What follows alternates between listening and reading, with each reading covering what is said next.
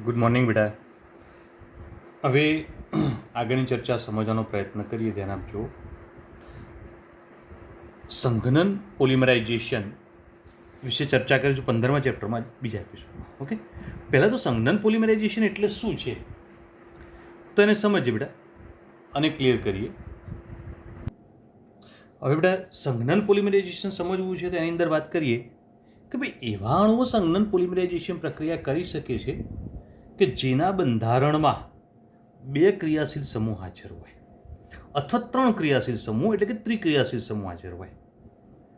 હવે આવા મોનોમરના અણુઓ જ્યારે એકબીજા સાથે જોડાય ત્યારે પુનરાવર્તિત સંઘનન પ્રક્રિયાનો સમાવેશ થાય છે. મતલબ કે આવા મોનોમરના અણુઓ 2 જોડાઈ ગયા, 2 જોડાઈ જાય એના કારણે એક ભાગ તૈયાર થશે અને એ પુનરાવર્તિત થશે, રિપીટ થતો જશે. બરાબર, ઉદાહરણ લઈને આપણે સમજીએ છીએ. હવે આ પુનરાવર્તિત થતો જાય તો એના કારણે સંઘનન પ્રક્રિયા તરીકે ઓળખવામાં આવે છે. કોઈ પણ સંઘનન પ્રક્રિયા થાય તો એ પ્રક્રિયા દરમિયાન જ્યારે 2 અણુ જોડાય ત્યારે દરમિયાન પાણી, આલ્કોહોલ ઉપરાંત હાઇડ્રોક્લોરિક એસિડ HCl, બરાબર, એમોનિયા અણુઓમાંથી કોઈ પણ એક અણુ અંદરથી છૂટો પડે. 2 અણુ જોડાય ત્યારે જોડાણ દરમિયાન પાણી, આલ્કોહોલ, HCl, એમોનિયા જેવા અણુઓ છૂટા પડે. બરાબર, અને એના કારણે ઉચ્ચ આણ્વીય દળ ધરાવતા પોલિમર તૈયાર થાય છે. બરાબર, તો આ પોઈન્ટ ધ્યાન રાખો બેટા. હવે જ્યારે આવી સંઘનન પ્રક્રિયા થતી હોય તો એ પરિસ્થિતિની અંદર ત્યાં આગળ દ્વિક્રિયાશીલ સમૂહ એટલે કે 2 ક્રિયાશીલ સમૂહ અંદર જોડાયેલા હોય એવી એક સ્પીસીસ તૈયાર થાય છે અને દરેક તબક્કે એક નવો સમૂહ તૈયાર થશે અને એના કારણે ત્યાં આગળ આખો જે ભાગ છે એમાં સમૂહ પુનરાવર્તિત થતો ભાગ જોવા મળતો હોય છે. અને આ પ્રકારની પ્રક્રિયા વારંવાર રિપીટ થાય છે જેના કારણે આપણે એને તબક્કા વૃદ્ધિ પોલિમરાઇઝેશન પણ કહીશું. આમાં ટેરેલિન અથવા ડેક્રોનનો સમાવેશ કરી શકાય છે. તો એ શું છે તો અહીંયા આગળ સમજવાનો પ્રયત્ન કરીએ બેટા. ઇથિલિન ગ્લાયકોલ લઈ લો. હવે ઇથિલિન ગ્લાયકોલ એટલે એક આવી રચના થાય. ચલો, મેં જે દર્શાવ્યું ખબર પડી બેટા, ઇથિલિન ગ્લાયકોલ. ઓકે ને, આપણે જાણીએ છીએ 11મા ચેપ્ટરમાં ક્લિયર.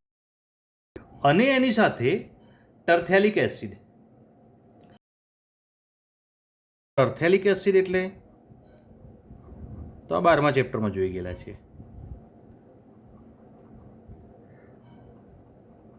ઓકે, તો નામકરણ શું કરીશું? Benzene 1,4 dicarboxylic acid. બરાબર, IUPAC નામ પણ કરી શકો છો. આવા 2 અણુઓ જ્યારે જોડાય ત્યારે જોડાણ દરમિયાન આપણે શું બોલ્યા બેટા? તો એ શું થશે પછી સમજે, પણ એના ડેફિનેશનમાં એક વાક્ય બોલ્યા આપણે. કયું?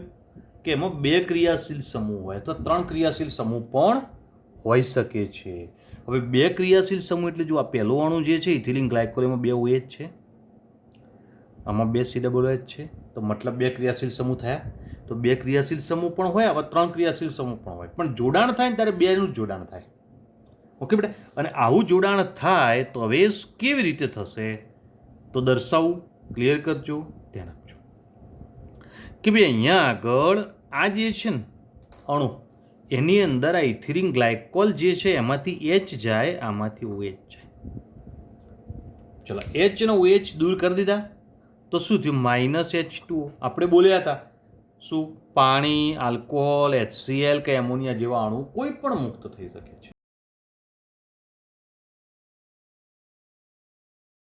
પ્રક્રિયાને સંઘનન કહેવાય. બરાબર, હવે જોડાય ત્યારે શું? તો OH, CH2CH2O. ચલો, H જતો એટલે O થયો. અહીંયા CO, C ડબલ બોન્ડો. CO એટલે C ડબલ બોન્ડો લખી શકો તમે બેટા.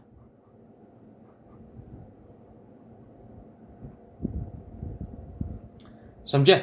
હવે અહીંયા આગળ ફરીથી C ડબલ બોન્ડો અને આ OH નો H નીકળી જાય પાછો, ફરીથી 2 બાદથી જાય તો અહીંયા આગળથી પણ જાય.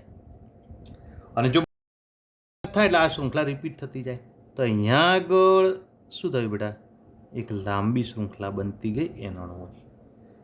તો જો આના N અણુઓ લીધેલા હોય તો N અણુની લાંબી શૃંખલા બની પાણીના N અણુ ઉત્પન્ન થાય. આપણે એક વાક્ય અંદર બીજું બોલે બેટા કે દરેક તબક્કે સમૂહ જે છે અંદર નવો બનતો જાય છે. હવે જુઓ, આ એસ્ટર સમૂહ બન્યું છે, ફરીથી આના ભાગ આખો ભાગ રિપીટ થાય આમ, તો ફરીથી એક નવો એસ્ટર સમૂહ બને, તો ઘણા બધા એસ્ટર સમૂહ બને, તો એના કારણે એની રચનાઓ બદલાતી જાય, ગુણધર્મો બદલાતા જાય છે. બરાબર? તો અહીંયા આગળ તમે વિચારો સીધું બેટા કે એક OH સમૂહ અને બે OH સમૂહ તો ગુણધર્મો બદલાય ને, સીધી વાત છે બદલાય. તો એક એસ્ટર સમૂહ એની જગ્યાએ બે એસ્ટર સમૂહ હોય તો ગુણધર્મ બદલાવાનું છે, તો ગુણધર્મો ચેન્જ આવશે.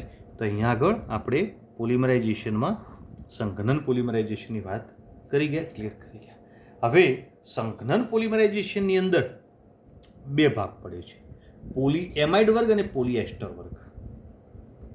પોલીએમાઇડ વર્ગનો મતલબ જ્યારે સંઘનન પ્રક્રિયા થતી હોય તો અહીંયા આગળ જેમ આ એસ્ટર સમૂહ આવે એટલે પોલીએસ્ટર કહેવાય, અને વચ્ચે એમાઇડ સમૂહ આવે તો પોલીએમાઇડ કહેવાય. આપણે પહેલા પોલીએમાઇડ સંયોજનો વિશે ચર્ચા કરીએ. હવે પોલીએમાઇડ સંયોજનો એક સંશ્લેષિત રેસાઓ છે, બરાબર? અને આ સંશ્લેષિત રેસાઓ નાયલોનના રેસા તરીકે પણ ઓળખવામાં આવે છે. આ રેસાઓ જે છે એ ખૂબ જ અગત્યના રેસાઓ છે ઔદ્યોગિક રીતે, જેના બંધારણની રચનાની અંદર એક તો ડાયમાઇન તમે લઈ શકો છો, ડાયકાર્બોક્સિલિક એસિડ પણ અંદર લેવામાં આવે છે, બરાબર? અને એમિનો એસિડ અને લેક્ટમ બંધારણની રચના બનતી હોય છે. તો ડાયમાઇન અને ડાયકાર્બોક્સિલિક એસિડ લઈએ અને આવા સંયોજનો જોડાય એટલે એમિનો એસિડ પ્રકારની અને તેમના લેક્ટમનો મતલબ એના ભાગનું પુનરાવર્તન થતું હોય છે, સંઘનન થતું હોય છે. તો હવે આવા પ્રકારના જે નાયલોન છે એની અંદર પહેલું જોઈએ આપણે અહીંયા આગળ તો નાયલોન 6,6. હવે નાયલોન 6,6 કેમ એ પછી વાત કરું, પહેલાં એની બનાવવાની રીતને થોડી સમજી લઈએ. તો નાયલોન 6,6 બનાવવું હોય તો એની માટે હેક્ઝામિથિલિન ડાયામાઇન એડિપિક એસિડ જે છે એના મોનોમરના અણુઓને ઊંચા દબાણ અને ઊંચા તાપમાન હેઠળ જ્યારે ગરમ કરવામાં આવે ત્યારે સંઘનન પોલિમરાઇઝેશન પ્રક્રિયા થઈને નાયલોન 6,6 મળે છે. બરાબર? હવે જે બોલ્યા એ પ્રમાણે ક્લિયર કરી દઈએ.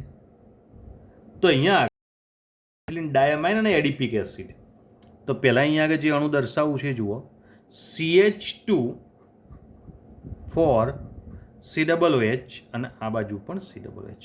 તો આ રચના જે બની એ શું છે બેટા? એડિપિક એસિડ છે, બરાબર? હેક્ઝેન ડાયોઇક એસિડ છે, પ્લસ CH2 6 આ બાજુ પણ NH2. તો આ શું છે બેટા? હેક્ઝામિથિલિન ડાયામાઇન.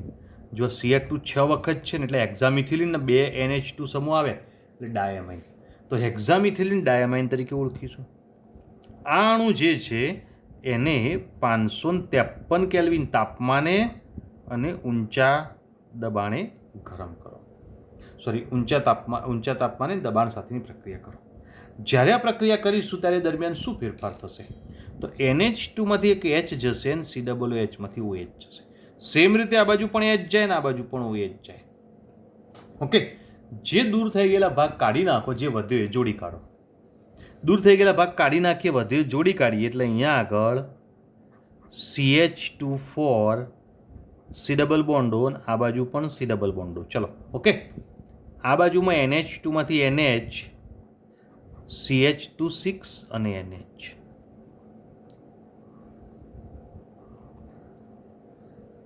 કમ્પ્લીટ છે. તો આવી રચના બનતી હોય તો અહીંયા આગળથી OH જાય, અહીંથી H જાય તો H2O બને એટલે H2O પણ મુક્ત થશે. જો N અણુની લાંબી શૃંખલા બનતી હોય તે પ્રક્રિયા દરમિયાન બંનેના N અણુઓ લીધેલા હોય તો પાણીના N અણુઓ ઉત્પન્ન થાય. સમજાવ બોલે બેડે?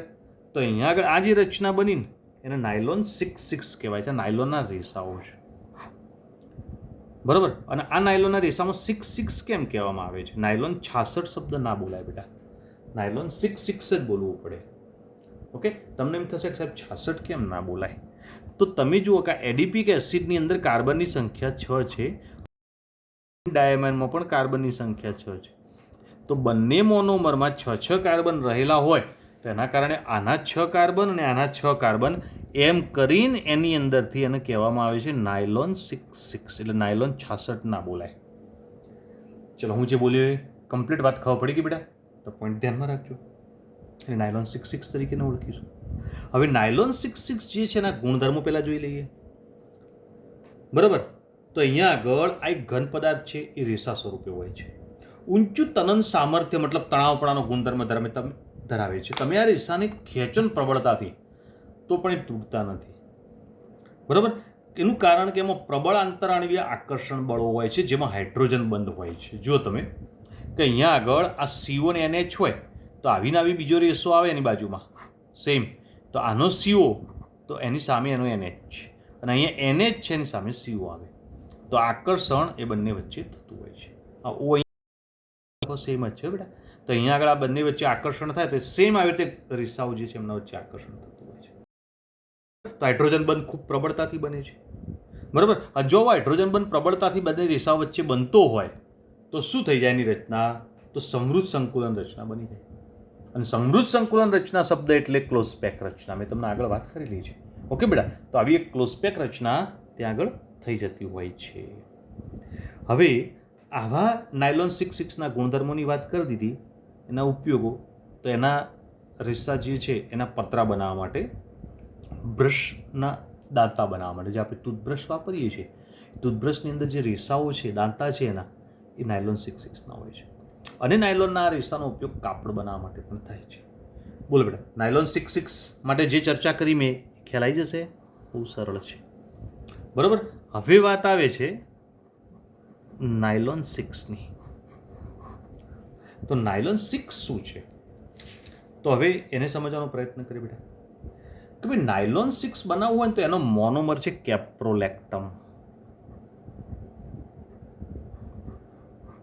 કયો મોનોમર છે? કેપ્રોલેક્ટમ. અને કેપ્રોલેક્ટમની પાણી સાથે મિશ્રણ કરી અને એને ગરમ કરવામાં આવે તો એ પરિસ્થિતિમાં તમને નાયલોન 6 પ્રાપ્ત થાય છે.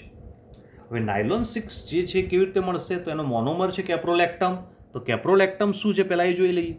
ઓકે ને બેટા? તો NH અને C ડબલ બોન્ડ, આવું ઓલરેડી બંધારણમાં છે જ. ઓકે?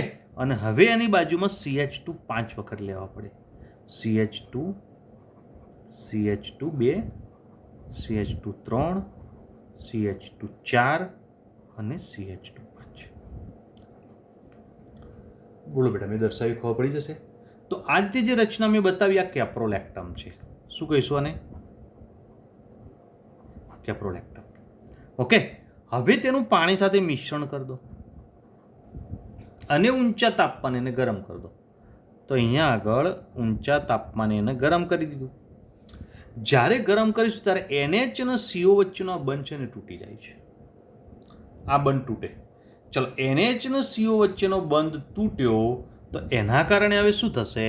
તો જોઈ લો, C ડબલ બોન્ડો CH2 5 અને NH કમ્પ્લીટ આ બંધ બનાવવાની ક્ષમતા બાકી રહી. આવો નવો જ ભાગ ફરીથી રિપીટ થતો જાય, અને રિપીટ થાય એટલે પોલિમરની રચના થઈ ગઈ.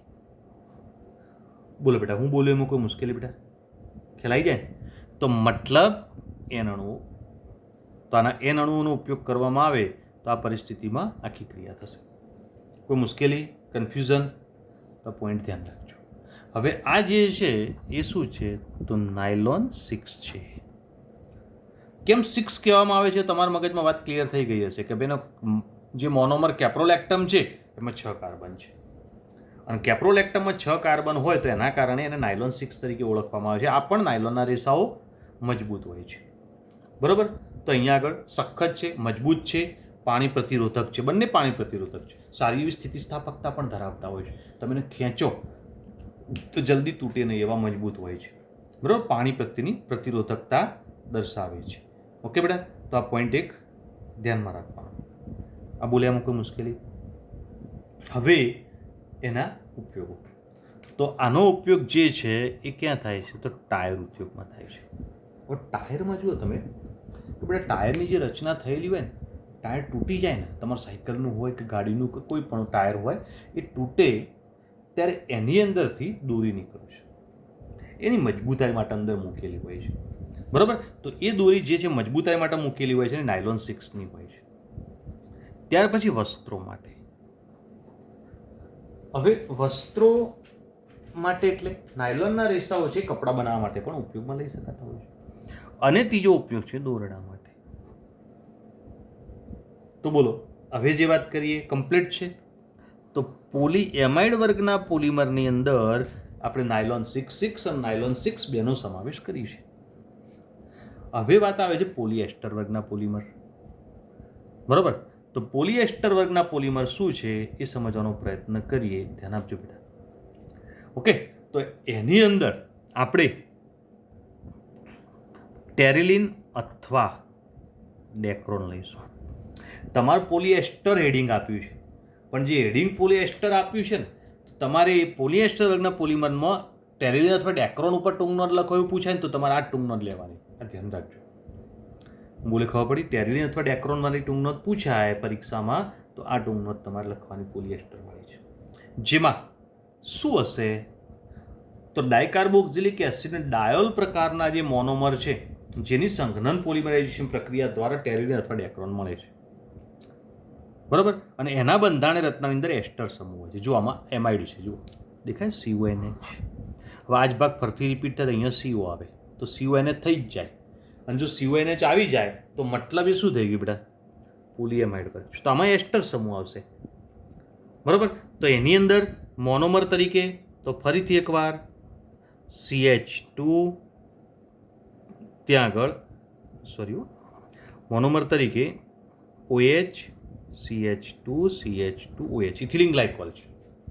બરાબર. અને ઇથિલિન ગ્લાયકોલ જે મોનોમર લીધેલો છે આપણે એની સાથે કોણ પ્રક્રિયા કરીશું? ટેરાથેલિક એસિડ.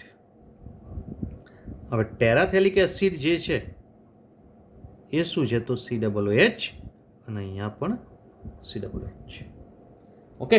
તો ઇથિલિન ગ્લાયકોલ અને ટેરાથેલિક એસિડ આ બંને લઈ અને આ બંનેનું મિશ્રણ જે છે એની પ્રક્રિયા તમે કઈ રીતે? તો 420 થી 460 કેલ્વિન જેટલા ઊંચા તાપમાને પ્રક્રિયા કરો. બરાબર. પ્રક્રિયા માટે ઉદ્દીપક તરીકે ઝીંક એસિટેટ. હવે ઝીંક એસિટેટ પૂછાય ને તો CH3 COO ટ્વાઇસ ZN આવું થાય. હા, સૂત્ર બેટા ઝીંક એસિટેટનું તો ધ્યાનમાં રાખજો. બરાબર. અને બીજું છે શું? Antimony trioxide.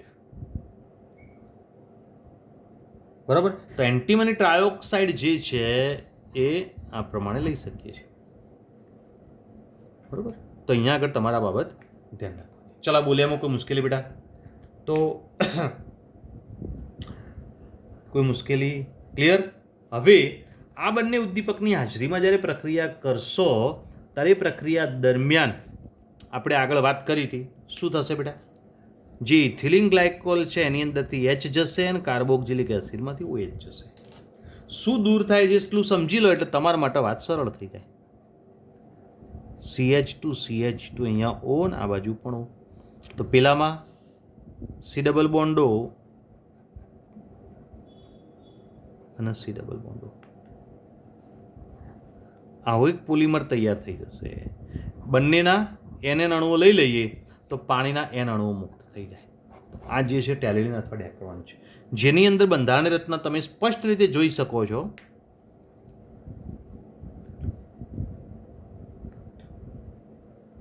એસ્ટર છે. ઓકે. તો એ એસ્ટર રચના બનતી હોય છે. બરાબર. તો આ પોઈન્ટ આપણે ક્લિયર કરી શકીએ છીએ. હવે આ ટેરિલિન અથવા ડેક્રોનના રેસાઓ છે. આ રેસાઓનો ગુણધર્મ કેવો છે બેટા? તો એ કરચલીનો પ્રતિકાર કરે છે. કરચલીનો પ્રતિકાર કરે મતલબ એમાં કરચલી પડતી નથી. તો તમે જો ઘણી વખતે એવું કાપડ આવતું હોય રિંકલ ફ્રી કાપડ, મતલબ રિંકલ એટલે કરચલીઓ ના પડે એવું. તો એની અંદર ઊનના રેસા, સુતરાઉના રેસા જે હોય એની સાથે ટેરિલિનના રેસા મિશ્ર કરી દેવામાં આવે છે. અને ટેરિલિનના રેસા મિશ્ર કરી દઈએ તો એના કારણે એ કપડાં બનાવવા માટે ઉપયોગમાં લઈ શકાય છે.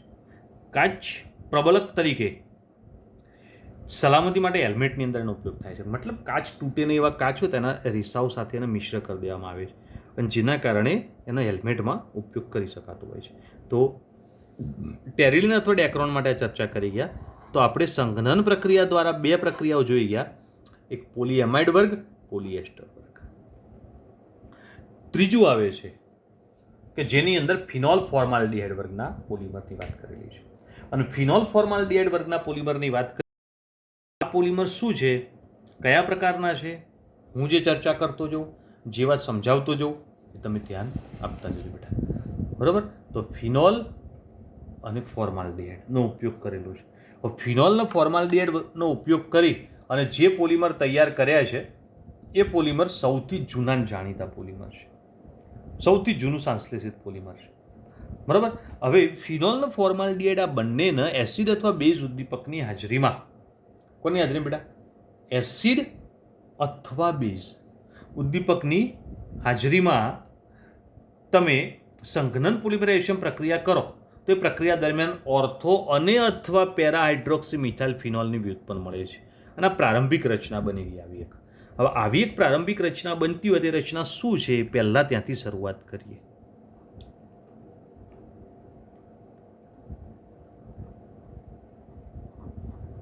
ફિનોલ, ઓકે, અને HCHO એટલે ફોર્માલ્ડિહાઇડ. આપણે બોલ્યા હતા બકા એસિડ અથવા બેઝ ઉદ્દીપકની હાજરી એટલે H+ અથવા OH-. ઉદ્દીપકની હાજરીમાં તમે જ્યારે આ બંનેની સંઘનન પ્રક્રિયા કરો, સંઘનન પ્રક્રિયા કરશો એટલે શું થશે? આ ફોર્માલ્ડિહાઇડ જે છે ને એ આ ફિનોલના ઓર્થો પેરા અને ઓર્થો સ્થાનમાં જોડાય છે. ઓર્થોમાં જોડાય, પેરામાં જોડાય, અથવા ને અને કીધું છે. એટલે હવે જોતા જઈએ શું થાય છે. સૌથી પહેલાં ચલો ફિનોલ તો છે જ, બરાબર. હવે આ રચના શું કહેવાય બેટા? CH2O કહેવાય ને, CH2O. આ અહીંયા જોડાય તો જેવો અહીંયા જોડાશે CH2O એટલે અહીંથી હાઇડ્રોજન છૂટો પડશે અને છૂટો પડેલો હાઇડ્રોજન અહીંયા જોડી જશે OH. તો હું જે બોલ્યો ક્લિયર બેટા? તો ઓર્થો હાઇડ્રોક્સી મિથાઇલ ફિનોલ શું કહીશું? ઓર્થો સ્થાનમાં છે હાઇડ્રોક્સી મિથાઇલ અને આ ફિનોલ છે. પ્લસ સેમ આ વાત ક્યાં થશે બેટા? ઓર્થો પછી આગળ વધે તો પેરાવાળી પણ નિપજ શક્ય છે. તો OH CH2OH અને અહીંયા પણ શક્ય છે CH2OH. ઓકે બેટા? તો આ શું કહેવાય? Ortho para dihydroxy methyl phenol. બરાબર? અને પ્લસ ત્રીજાની અંદર હવે તો અહીંયા આગળ OH. શું ક્લિયર કરીશું? CH2OH, CH2OH અને અહીંયા પણ CH2OH. ચલો મેં જે લખ્યું, જે માહિતી ક્લિયર કરી કમ્પ્લીટ છે બેટા. હવે નંબરથી ક્લિયર કરો તો 2, 4, 6 ટ્રાયહાઇડ્રોક્સી મિથાઇલ ફિનોલ. બરાબર? તો અહીંયા આગળ બહુ સરળતાથી ક્લિયર કરી શકાય એવું છે.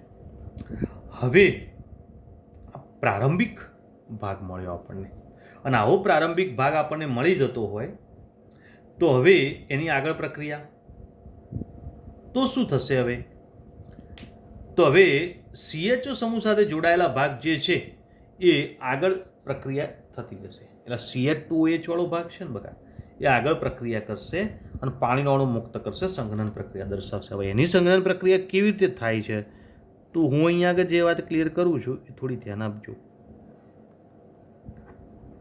CH2OH, okay. હવે આને બેઝ ઉદ્દીપકની હાજરીમાં પ્રક્રિયા શરૂ કરી. બેઝ ઉદ્દીપકની હાજરીમાં આની સંઘનન પ્રક્રિયા કરવાની છે. આની સંઘનન પ્રક્રિયા એટલે પાણીનો અણુ નીકળી જાય.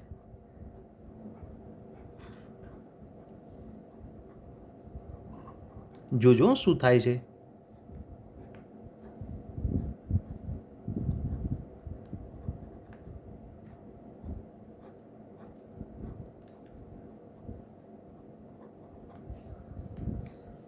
ખાલી મેં ફિનોલવાળા ભાગ જ બતાવ્યા છે. ઓકે. હવે આ CH2OH જે છે એમાંથી અહીંથી OH નીકળી જાય એટલે CH2ની એક બંધ બનાવવાની ક્ષમતા બાકી રહી ને બેટા. હવે જોજો CH2ની બંધ બનાવવાની ક્ષમતા બાકી રહી તે બાજુના ફિનોલ સાથે અહીંથી જોડાશે. જો બાજુના ફિનોલ સાથે અહીંથી જોડાય તો આની અંદરથી એક H છૂટો પડ્યો ને એ H આ OH સાથે જોડી જશે. જોડાય અને HOH સાથે જોડાય એટલે પાણીનો અણુ મુક્ત. હવે સેમ વિચારો કે અહીંયા CH2 હતો બેટા, તો એ અહીંયા જોડાઈ ગયો કમ્પ્લીટ. ફરીથી પાણીનો મુક્ત થાય. તો એવી જ રીતે અહીંયા આગળ પણ CH2 હોય તો આ બાજુ પણ CH2 હોય. કમ્પ્લીટ આખી એક શૃંખલા બનતી જાય, એક પોલિમર તૈયાર થઈ ગયો આ પ્રમાણે. એન અણુઓની લાંબી શૃંખલા પ્રાપ્ત થતી હોય છે અને આવી એન અણુ લાંબી શૃંખલા પ્રાપ્ત થાય આ શૃંખલા જે બની એને નોવોલેક કહેવામાં આવે છે. તો એન અણુ આના વાપરીશું. બોલો બેટા, નોવોલેક જે બન્યું એ કમ્પ્લીટ ક્લિયર છે? બરાબર. આ નોવોલેક જે તૈયાર થયું એનો રંગ ઉદ્યોગમાં ઉપયોગ થાય છે, કલર ઉદ્યોગમાં. તો અહીંયા આગળ કલર ઉદ્યોગમાં આવા નોવોલેકનો ઉપયોગ થતો જોવા મળતો હોય છે, જે નોવોલેક આપણે ક્લિયર કરી શકીએ છીએ. હું જે બોલ્યો, જે માહિતી ક્લિયર કરી એમાં કોઈ મુશ્કેલી બેટા? ઓકે. હવે નોવોલેક શું છે તો એની વાત આગળ કરીએ. ભાઈ નોવોલેક જે મળ્યું એ રેખીય પોલિમર છે. જુઓ, રેખીય જ આવ્યો આમ સીધે સીધો. નોવોલેકની ચર્ચા આગળ કરું છું, ધ્યાન આપજો. હવે નોવોલેક જે છે એને ફોર્માલ્ડિહાઇડ સાથે મિશ્ર કરીને ગરમ કરવામાં આવે. તો ગરમ કરીએ તો એના કારણે શું થશે હવે બેટા? તો ધ્યાન આપજો. નોવોલેક અહીંયા આગળ ફરીથી એકવાર લખી દઉં છું. તો બંધારણ હું દર્શાવતો જો, તમે જોતા જજો કેવી રીતે દોરવાનું, ધ્યાન રાખતા જજો.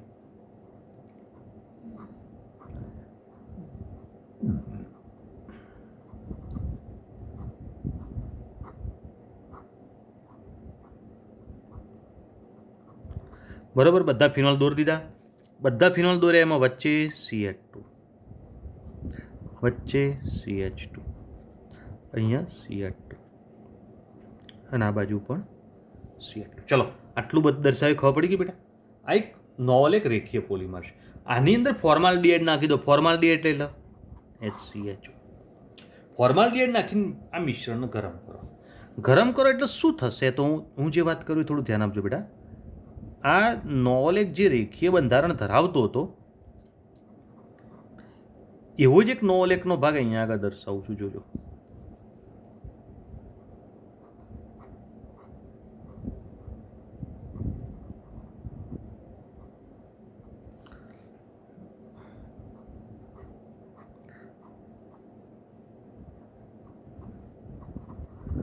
ચલો જોતા જઈએ બેટા. અહીંયા આગળ શું આવે? CH2. ચલો CH2, ફરીથી CH2, અહીંયા આગળ પણ CH2. ચલો કમ્પ્લીટ. આ એક નોવોલેકની રેખીય શૃંખલા, એના બાજુમાં બીજી નોવોલેકની રેખીય શૃંખલા. આ બંને નોવોલેકની રેખીય શૃંખલા ફોર્માલ્ડિહાઇડ ઉમેરીને ગરમ કરીએ એટલે ફોર્માલ્ડિહાઇડ જે છે એનો CH2 ઓ નીકળી જશે. ઓ નહીં, ખાલી CH2. અને એ CH2 જે છે ને એ આની અંદર તિરક બંધમાં જોડાય છે. એટલે તિરક બંધ એટલે ક્રોસ લિંક બોન્ડ કહેવાય. બરાબર. તો એવો જ ફરીથી અહીંયા આગળ CH2, તો આ બંનેના ક્રોસ લિંક બોન્ડમાં જોડાય. ફરીથી CH2, આ બંનેના ક્રોસ લિંક બોન્ડમાં જોડાય. હવે જ્યારે CH2 જોડાય ત્યારે અહીંથી એક H ને અહીંથી એક H છૂટો પડે ને, H ને H છૂટો પડે, O સાથે જોડાઈ જાય તો શું મુક્ત થઈ જાય? પાણી મુક્ત થાય. બરાબર. તો આ પ્રમાણે આખી રચના બની, જેમાં ક્રોસ લિંક બોન્ડ, તિરક બોન્ડ બની ગયા અને આખી રચનાનું પોલિમર આવું બનતું ગયું હોય તેને બેકેલાઇટ કહેવાય. બોલો બેટા, બેકેલાઇટ શું છે ખબર પડી ગઈ? બરાબર. તો ધ્યાન રાખજો. બેકેલાઇટ એક થર્મોસેટિંગ પ્રકારનું પોલિમર છે. આ એક વખત તમારે જે વસ્તુ બનાવી હોય બેકેલાઇટની, એ પોલિમર બને એ વખતે જ તમારે એને બનાવી દેવી જોઈએ. એને જે આકાર આપવો એ આપી દેવો જોઈએ. બેકેલાઇટ એક વખત ઉત્પાદન થઈ ગયું પછી એનું પુનઃ ઉત્પાદન કરી શકાતું નથી, રીપ્રોસેસ ના થાય. પોલિથીન હોય ને એનું રીપ્રોસેસ થાય. તમે જો તમે પ્લાસ્ટિકની ડોલ એ બધું તમે આપી દો, બધું આપી દો તો એ લોકો રીપ્રોસેસ કરી દે. પણ બેકેલાઇટની કોઈ વસ્તુ હોય ને એની રીપ્રોસેસિંગ શક્ય નથી, બહુ મુશ્કેલ વસ્તુ છે. બરાબર. તો આ પોઈન્ટ ધ્યાનમાં રાખવાનો. ક્લિયર છે બેટા? હવે આગળ વાત કરીએ. બેકેલાઇટ એટલે કઈ વસ્તુઓ છે? તો કાંસકા છે. આપણી સીડી જે છે ને એ વાજાની રેકોર્ડ કયું છે એટલે સીડી, જે સીડીની DVD આવે છે, DVD જે ડીશ આવે છે. ઓકે. હવે વિદ્યુતની સ્વિચ, આપણે લાઇટની જે સ્વિચો હોય છે, પ્લગ ને પિન ને એ બધું. બરાબર. અને જુદા જુદા વાસણો હોય એના હાથા જે છે ને એ બેકેલાઇટના બનતા હોય છે. તો બેકેલાઇટના વિવિધ ઉપયોગો છે. આ ઉપયોગો ધ્યાનમાં રાખવાના. તમે જો આમાંથી મોટાભાગના પોલિમર તમે રોજિંદા જીવનમાં વાપરો છો. બરાબર. તો આ બેકેલાઇટની વાત કરી. હવે એના પછી એક પોલિમરની વાત આવે છે જેને આપણે મેલામાઇન કહીશું. બરાબર. તો અહીંયા આગળ ફોર્માલ્ડિહાઇડ પોલિમર છે. અને આ ફોર્માલ્ડિહાઇડ પોલિમર હોય તો હવે કેવી રીતે બને, તો હું જે બોલું એ ધ્યાન આપતા જજો બેટા. તેની બનાવવાની રીતમાં તો મેલામાઇન અને ફોર્માલ્ડિહાઇડ, એનો મોનોમરનું નામ જ મેલામાઇન છે અને પોલિમરનું નામ પણ મેલામાઇન જ છે. બરાબર, મેલામાઇન પોલિમર. તો મોનોમર મેલામાઇન છે. આવો મેલામાઇન જે મોનોમર છે એનું ફોર્માલ્ડિહાઇડ સાથે મિશ્રણ કરી એને ગરમ કરતા સંઘનન પોલિમરાઇઝેશન પ્રક્રિયા દ્વારા શું બનશે, તો અહીંયા આગળ એક મેલામાઇન પોલિમર મળશે, જે ફોર્માલ્ડિહાઇડ પોલિમર પણ કહેવામાં આવે છે. તો મેલામાઇન ફોર્માલ્ડિહાઇડ પોલિમર તરીકે ઓળખીશું. પહેલાં જોઈએ એક મેલામાઇનનું બંધારણ કેવું છે બેટા, તો ધ્યાન આપજો અને સમજી લેજો કે ભાઈ અહીંયા આગળ નાઇટ્રોજન, ઓકે, હવે બે નાઇટ્રોજન અહીંયા અને એને તમે આમ જોડી દો આ રીતે. હવે એની અંદર એકાંતરે દ્વિબંધ તો ખરા જ, ઓકે બેટા. અને જ્યાં આગળ નાઇટ્રોજન નથી ત્યાં બધા કાર્બન છે, ઓકે. અને કાર્બન જ્યાં છે ત્યાં બધા NH2 જોડાયેલા હોય. વિશિષ્ટ બંધારણ છે, ઓકે. ધ્યાન આપજો. બેન્ઝીન જેવું ચક્રીય બંધારણ છે, પણ બેન્ઝીન જેવા ચક્રીય બંધારણમાં 3 સ્થાનમાં નાઇટ્રોજન અને 3 સ્થાનમાં કાર્બન. જ્યાં નાઇટ્રોજન નથી કાર્બન છે ત્યાં બધામાં NH2. તો આ શું છે, તો અહીંયા આગળ મેલામાઇન મોનોમર છે આવ્યો અને એની ફોર્માલ્ડિહાઇડ સાથે ગરમ કરો. ફોર્માલ્ડિહાઇડ સાથે ગરમ કરો તો એક મધ્યવર્તી રેઝિન મળશે. મધ્યવર્તી રેઝિન કેવી રીતે મળે બેટા, આ ફોર્માલ્ડિહાઇડ છે ને એના ઓર્થો સ્થાનમાં જોડાઈ જશે. અહીંયા આગળ હવે ઓર્થો સ્થાનમાં જોડાય તો પાછું એની રચના કેવી, તો ફરતી એને દર્શાવી દઈએ.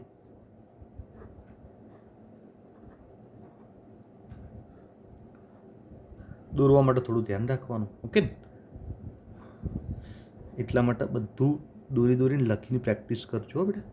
અહીંયા આગળ NH2 માંથી NH એક H નીકળી ગયો તો આ શું હતું બેટા, CH2O હતું ને, આનું H અહીંયા જોડાઈ જાય તો શું થઈ ગયું, CH2H. અહીંયા NH2, NH2, બરાબર. તો મધ્યવર્તી રેઝિન બની ગયું. આ મધ્યવર્તી રેઝિનમાં હવે કશું જ નહીં. આ છેડો જે છે, હવે જોજો બરોબર ધ્યાન આપજો, આ બાજુનો જે છેડો છે ને એમાંથી OH નીકળી જાય અને આ બાજુના છેડામાંથી H નીકળી જાય. નીચેનો ભાગ એમને એમ રહેશે હાલ, બરાબર. તો એક રેખીય પોલિમર થઈ જાય, બરાબર, જે નવો લેક બન્યું એવું. અને પછી અંદર પ્રક્રિયાથી અને આનો H નીકળે એટલે આ આખી રેખીય શૃંખલા નીચેના ભાગની રેખીય શૃંખલા સાથે ક્રોસ લિંક બોન્ડથી જોડાઈ જાય, બરાબર. તો હવે પોલિમરાઇઝેશન, હવે પોલિમરાઇઝેશનમાં શું અહીંયા આગળ દર્શાવું બેટા, ધ્યાન આપજો. નાઇટ્રોજન,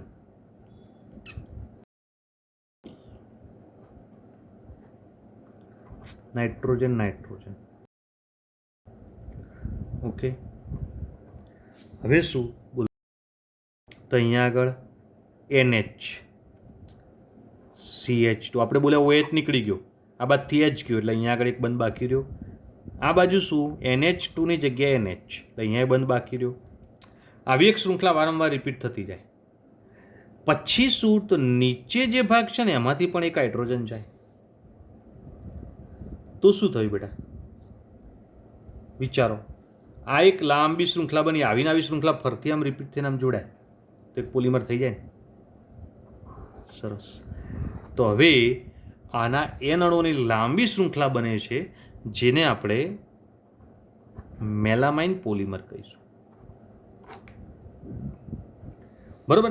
તો આનો ઉપયોગ એક જ મેન ઉપયોગ છે, તૂટે નહીં તેવી ક્રોકરી બનાવવા માટે. પછાડો નાખો તો ન તૂટે એવી ક્રોકરી, બરાબર. હવે ક્રોકરી એટલે ડીશ અને બાઉલ. જે તમે કોઈ દિવસે જમવા ગયા હોય અને જમવા જાઓ ત્યારે તમારી જે ડીશો છે ને જમવાની, બુફે ડિનર સેટ, એની જે ડીશો છે ને એ મેલામાઇનની બનેલી હોય છે, બરાબર. તે મેલામાઇનની બનેલી જોવા મળતી હોય છે, બરાબર. એ ધ્યાન રાખજો. થોડી શાઇનિંગવાળી ચળકાટવાળી હોય ને એ ધ્યાન રાખજો. આ થર્મો સેટિંગ પ્રકારનો પોલિમર છે એટલે આને ગરમ કરો ને તો પણ એના બંધારણમાં કોઈ ફરક ના આવે.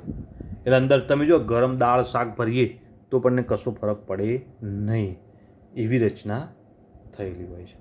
ઓકે બેટા, તો આ ધ્યાન રાખવાનું. મેલામાઇન છે થર્મો સેટિંગ પ્રકારનો પોલિમર છે, ધ્યાન રાખજો. હવે લખાણ સંબંધિત પ્રશ્નો છે, તમે સોલ્વ કરી શકશો બેટા. અત્યાર સુધી જે જોઈ ગયા એના ઉપર આધારિત છે. હવે વાત આવે છે સહપોલિમરાઇઝેશન. કઈ ચર્ચા કરીશું?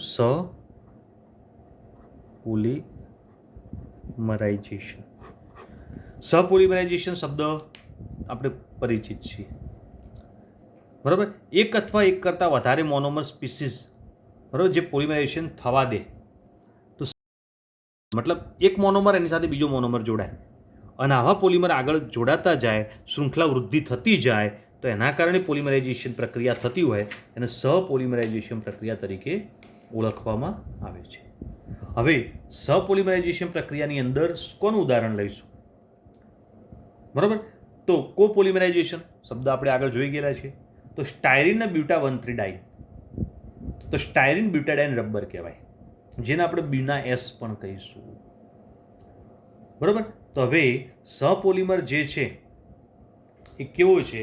તો સ્ટાયરીન બ્યુટાડાઇન રબર, બ્યુના એસ વાળો શબ્દ હું જે બોલું છું એ ધ્યાન રાખજો, કારણ કે આપણે આને પાછળ ફરીથી પણ ક્લિયર કરીશું. બ્યુના એસની થિયરી તરીકે પણ આને યાદ રાખીશું, ધ્યાન આપજો. સ્ટાયરીન બ્યુટાડાઇન રબર,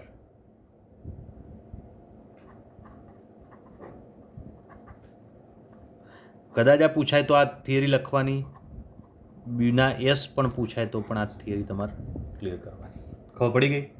ઓકે બેટા, એક સહપોલિમર છે, શું કરવામાં આવે છે? તો બ્યુટાડાઇન ને સ્ટાયરીન આ બંનેને ગરમ કરવામાં આવે છે. હવે બ્યુટાડાઇન એટલે CH2 double bond CH double bond CH2, બ્યુટા-1,3 ડાઇન પ્લસ સ્ટાયરીન,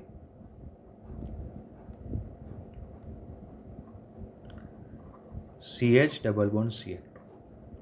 આ બંનેની સંઘનન યોક્સિલ પોલિમરાઇઝેશન પ્રક્રિયા કરો. આ યોક્સિલ પોલિમરાઇઝેશન પ્રક્રિયા થાય તો એના કારણે આ બે જોડાશે. હવે જોડાઈને ત્યારે મેં તમને સમજાયેલું છે એક વખત આગળ કાલના એપિસોડમાં કે ભાઈ શું થશે, તો જોઈ લેજો. CH2 CH2 બધા પાઇબંધ તૂટી ગયા. ઓકે, અને સ્ટાયરીનમાં પણ પાઇબંધ તૂટી જશે. CH2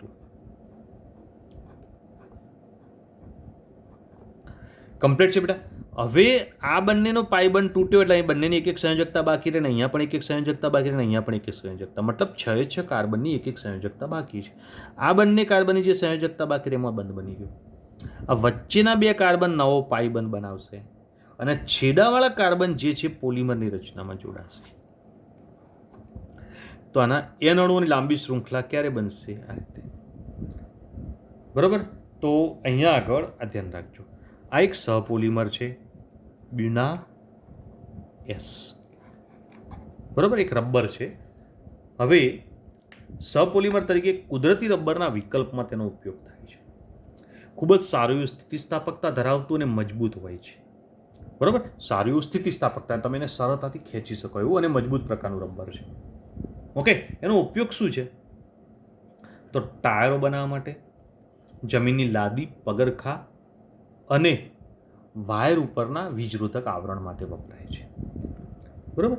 તો અહીંયા આગળ જમીનની લાદી મતલબ કેટલાક એવા રબરની ઉપરનું કોટિંગ કરેલું એવી લાદીઓ તૈયાર કરવા માટેનો ઉપયોગ થાય છે. પગરખા માટે મતલબ ચપ્પલ માટે, ઓકે, અને વાયર ઉપરનું કોટિંગ માટે. તો અહીંયા આગળ જે વાત કરી આ ધ્યાનમાં રાખવાની અને ક્લિયર કરી દેવાની બેટા, સહપોલિમરાઇઝેશન પ્રક્રિયા. તો શું છે, કયા પ્રકારની ચર્ચા છે, તો સમજી ગયા, ક્લિયર કરી ગયા. બ્યુના એસ ધ્યાનમાં રાખજો, બરાબર. તો આટલા સુધી આજની ચર્ચા કરીએ છીએ. આગળની ચર્ચા નેક્સ્ટ એપિસોડમાં સમજીશું, ત્યાં ક્લિયર કરીશું બેટા. ઓકે, તો આટલા સુધી ધ્યાનમાં રાખો, ક્લિયર કરો. ચલો, ગુડ ડે.